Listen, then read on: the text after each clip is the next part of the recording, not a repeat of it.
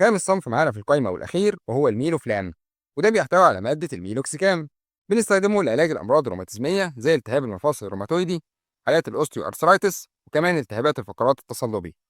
وبرضه بيستخدم لتسكين الآلام والالتهابات المرتبطة بآلام المفاصل والعظام المزمنة، كمان آلام أسفل الظهر، وبرضه التهابات الأوتار والعضلات.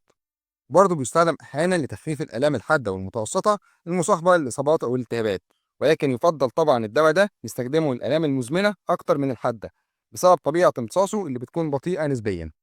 ومن هنا خليني أعرفك الآثار الجانبية للمينوفلام أو أضراره.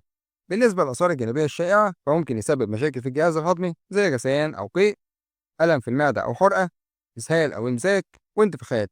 وممكن يسبب دوخة أو دوار، وممكن توصل لنعاس أحيانا.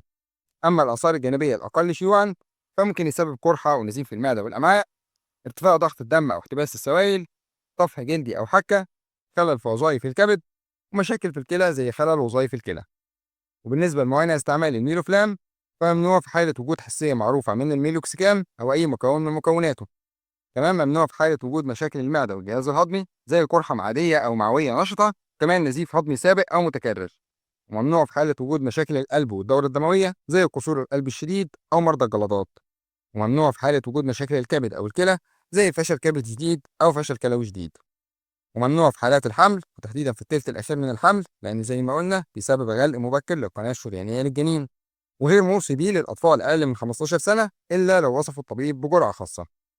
وجرعة الميلوفلام للكبار بتكون من 7.5 ل 15 مللي جرام مرة واحدة يوميا. والميلوفلام أراز بينزل بسعر 11 جنيه للشريط الواحد، ولو مش لقيته فعندك الميديكس فلام بينزل بسعر 18 جنيه للشريط الواحد.